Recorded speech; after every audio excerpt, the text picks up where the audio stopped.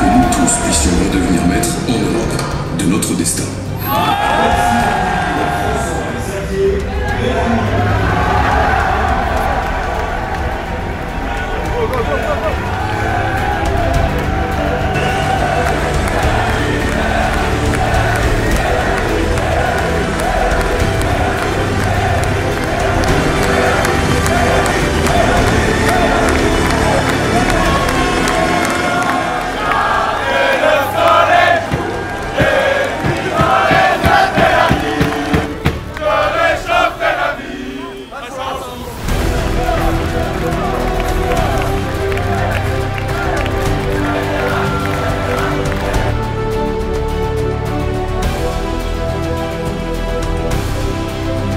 Pour la France, en Europe. Moi je crois que c'est à l'intérieur du PPE et l'on peut changer les choses. Nous ne l'avons pas choisie et nous n'avons pas voté pour elle. Je ne sais pas si elle débarquerait sur scène ou si elle serait débarquée de la scène. Nous avons toujours été très clairs, nous n'avons jamais soutenu la candidature d'Ursula von der Leyen. Qu'a-t-il fait pour obtenir cette régulation de l'immigration plébiscitée par les Français ?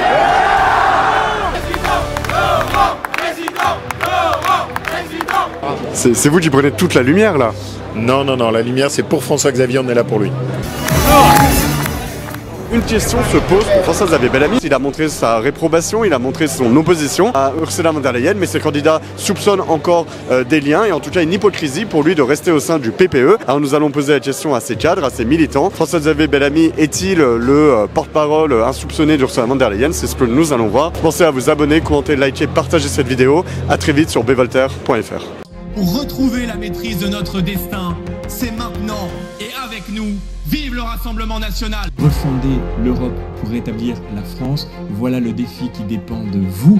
Oui, la France est de retour, la France fière, la France forte, la France généreuse est de retour. Porter un nouveau projet complémentaire dans la ligne de celle qu'on a toujours défendue. Plus d'Europe, mieux d'Europe et besoin d'Europe. La France est la deuxième économie de l'Union européenne. Elle a les moyens d'imposer un principe, la non-régression sociale et écologique. Moi, ce que je veux montrer aux Françaises et aux Français, c'est qu'en fait, tous les débats qu'on est en train d'avoir au Parlement européen ont un impact direct sur leur vie quotidienne. Je vous donne rendez-vous le 9 juin pour faire de la liste écologiste la défricheuse de l'espoir, le ferment du renouveau.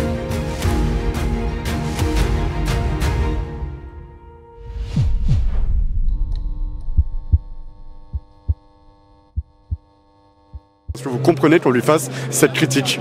Bah non, surtout qu'il a été extrêmement clair. Ça a été un des seuls au niveau du Parti populaire européen à clairement dire que nous on avait un problème avec Ursula von der Leyen. Donc non, il a la clarté de défendre une droite qui soit claire. Et dans cette campagne, je pense que c'est ça qui compte. Nous n'avons pas voté pour elle au congrès du PPE à Helsinki. C'était pas notre candidate. Et au Parlement européen, nous n'avons pas voté pour elle non plus. Elle n'avait pas le discours qu'il fallait s'agissant des questions migratoires, d'identité de la France. Et donc, c'est Ursula von der Leyen, pour nous, c'est pas un sujet. Nous avons toujours été très clairs, nous n'avons jamais soutenu la candidature d'Ursula von der Leyen en 2019 comme en 2024. Et d'ailleurs, Ursula von der Leyen l'a bien compris, puisque elle-même est allée non pas au meeting des Républicains, mais au meeting du parti d'Emmanuel Macron. Elle a pris des orientations, notamment en matière écologique, qui n'étaient pas les bonnes, qui ne correspondaient pas au programme que nous avions eu devant les Français. Donc en toute cohérence, nous n'avons pas soutenu Ursula von der Leyen. Débarquer sur scène, Ursula von der Leyen. Je ne sais pas si elle débarquerait sur scène ou si elle serait débarquée de la scène. Je parierais plutôt sur la deuxième option. Non, il y a très peu, non, il n'y a aucun risque que Ursula von der Leyen arrive sur la scène ce soir, non. Malgré la proximité supposée, en tout cas, de vos adversaires trouvent entre François-Xavier Bellamy et von der Leyen, comme c'est la candidate du PPE. Oui, mais chacun sait que Bellamy et le groupe d'ailleurs français du PPE ne souhaitaient pas la reconduction de Ursula von der Leyen, soutenaient d'autres candidatures. Bon, le PPE choisit Ursula von der Leyen, qui sera donc la candidate de l'ensemble, mais de là à dire que d'un coup il y a un courant de sympathie, ce serait excessif. D'ailleurs, on l'a bien vu, François-Xavier Bellamy n'a pas soutenu la candidature au sein du PPE de Ursula von der Leyen parce qu'elle n'a pas su défendre les intérêts des agriculteurs. L'Europe s'est fait de compromis, mais il y a un moment, il faut aussi savoir défendre les intérêts de la France. François-Xavier Bellamy ne supporte pas Ursula von der Leyen, donc c'est pas voter Bellamy, c'est pas voter pour Ursula von der Leyen. Après est-ce que si aujourd'hui je ne vote pas Bellamy, est-ce que von der Leyen ne sera pas reconduite? C'est ça le problème. Est-ce que voter Marion Maréchal, c'est voir von der Leyen ne pas être reconduite? Je pense pas, il y aura pas assez de monde dans le groupe. Je pense pas qu'ils soient assez nombreux pour eux proposer leur liste et qu'elle soit assez imposante pour détrôner von der Leyen. Est-ce que vous êtes ici pour soutenir François-Xavier Bellamy ou Ursula von der Leyen? François-Xavier Bellamy, ça vous aura pas échappé qu'on a voté contre la nomination de Madame von der Leyen comme candidate à la Commission européenne, car on considère qu'une autre Europe doit être propulsée, une autre Europe est possible, une Europe qui protège ses frontières contre une immigration trop importante. Et je crois que Madame von der Leyen sur ce sujet n'a pas été à la hauteur. On lui reproche beaucoup de choses. D'avoir laissé faire beaucoup de choses sur l'immigration, de ne pas avoir suffisamment tenu les rênes au niveau financier, d'être dans une attitude curieuse par rapport à l'Ukraine ou par rapport d'ailleurs à Gaza. Ça fait beaucoup de différences. Alors après, c'est le Parlement européen, il faut faire l'accord de 27, c'est pas simple, mais c'est compliqué. Est-ce qu'il peut rester au sein du PPE alors? Justement, l'objectif, c'est de peser au sein du PPE. Dans cette campagne, François-Xavier sera la voix d'une droite claire. C'est ça dont on a besoin. Une droite solide, sereine, claire.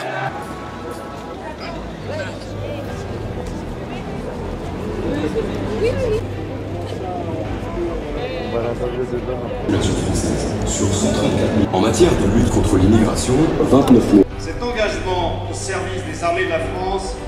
Alors ce soir, je veux lancer un appel à ceux qui, à droite, depuis 2017, se sont éloignés de l'île. Le 9 juin, n'égarez pas de nouveau votre vote. Revenez au milieu de vos valeurs. Vous connaissez très bien les stratégies au Parlement européen, parfois il est question de compromis. Est-ce que, par exemple, sur les questions migratoires, est-ce que vous serez capable de temps en temps de faire des compromis avec le groupe ECR ou ID, c'est-à-dire avec Jordan Bardella ou Marion Maréchal, sur des questions sur lesquelles les Français vous attendent?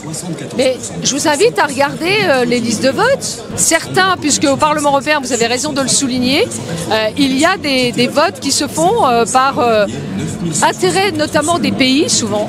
Et donc vous regarderez souvent, vous avez ID ou ECR qui votent nos amendements et vice-versa. Donc nous, on sait toujours défendre l'intérêt des Français. Je pense que le PPE sera largement en tête pour les élections européennes et qu'il aura des positions très claires, notamment dans le cadre de la mise en œuvre du pacte asile-migration. Je pense que les compromis, il y a un moment, il faut savoir choisir, trancher et faire les bons compromis et prendre parfois les bonnes décisions. Il faut tout d'abord écouter les Français et je pense que si les Français sont plus à droite, il faut aller plus à droite et il faut vraiment défendre avant tout l'intérêt des Français avant de défendre ses propres intérêts.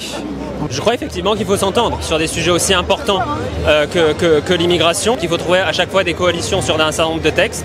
Si demain ça doit passer par une coalition sur un texte aussi important avec l'ECR par exemple, je rappelle que dans l'ECR il y a M. Orban qui était membre du PPE à une époque.